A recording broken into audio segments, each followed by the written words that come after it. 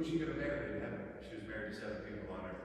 Well, there's no marriage in heaven, so you can all rejoice. Right? And heaven is a sign, or marriage is a sign that points to heaven. The union between man and wife is a sign. It's a sign that points to the love of Christ for the church and the love of God for each individual believer.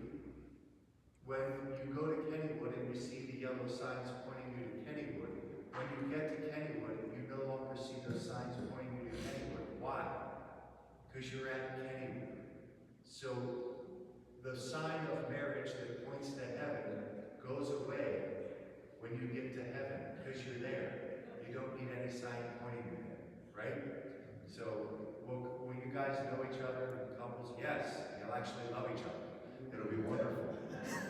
So everybody, in a certain sense, will be married. The intimacy of marriage is heaven. With no hurt, no pain, no betrayal, no sorrow, no anger, no resentment, just pure love. You loving me, I loving you, everybody loving each other, all in God. That's what heaven is. Blessed Miguel Pro. He's one of my favorites. He's born 1911 in Mexico City. Guadalupe is right there. And a huge Catholic family. And he was always, kind of a wild kid and crazy, a practical joker. And sister enters the convent and kind of shocks him. And then he says, I'm going to go to the seminary. Great persecution breaks out in Mexico. It can happen like this. Mexico was all Catholic. All Catholic. Then a government came to power. They killed 300,000 people. They used to take the ropes that the priests and the altar servers would pull the bells and hang the priests by it. Just let them dangle up and down, raping the nuns and killing them. Imagine, this happened less than 100 years ago. It can happen like that, So he gets sent to Spain, gets ordained a priest, and then comes back to Mexico in the height of the persecution. And he was sick the whole time. It's like he had stomach problems and all these ailments, but he just kept serving the people, going and stuff. It was illegal to celebrate Mass. It was illegal. Any act of piety was illegal, right? And they were getting people to turn the priests in, and it was just horrible. And so he's clandestinely sneaking around celebrating Mass for people. And when you read his story, there's no spy novel that can compare. He was constantly risking his life. So he would dress up, at times he would dress up as a jailer and sneak into the jail that way and minister to the people in the jail. He had a costume of an old woman so they wouldn't catch him on the streets going from house to house. Finally, somebody caught him and his brother and turned him in, and they let his brother go. But there's a picture, you can't see it, but I'll put it on the altar. This is the 3rd-class relic of his death, because Calle, who was the president at the time, wanted to deter everybody from practicing their faith. So he said, if I have all the newspapers come and photograph his death and then publish it everywhere, everybody's going to renounce their faith. They'll be scared, right? And he wanted to make a mockery of Father Pro. So they photographed, I don't know if we have photographs of any other saints at their death. I don't think we do. Not any I can think of. But we have this picture from the moment before he was shot. The serenity in this man's face.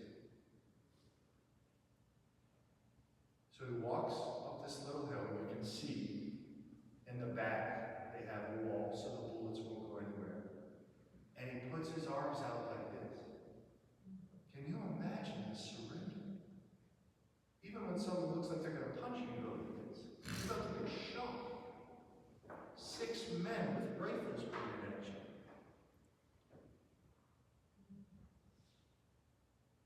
He says, I forgive you for what you're about to do.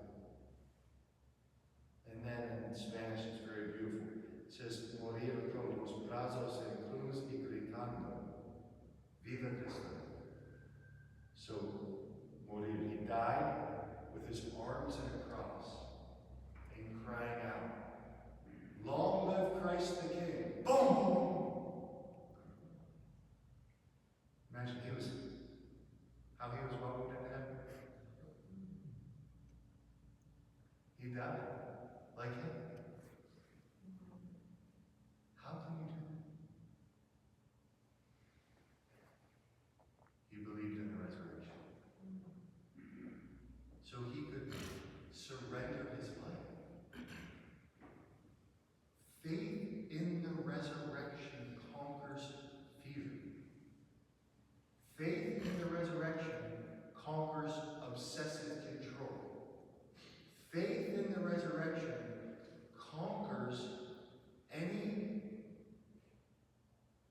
obsession with saving our lives in this life. No matter what happens, it's going to be okay. And that's the speaker on Thursday. Her son Lucas is going to die. He's 11. He's not going to get the liver transplant, barring a miracle, and a miracle might happen.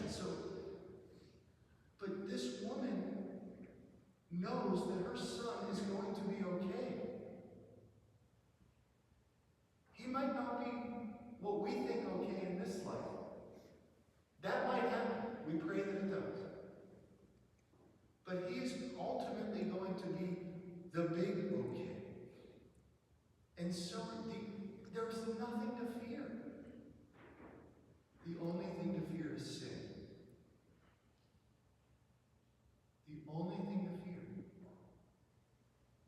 is sin. We can't, whatever comes, if we get caught and taken in front of a firing squad, it's okay. My life is fully given to Christ. That's this man.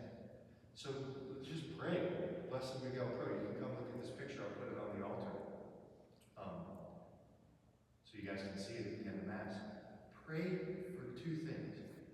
Courage, and courage comes from extraordinary faith in the resurrection. Oh, it's all going to be okay.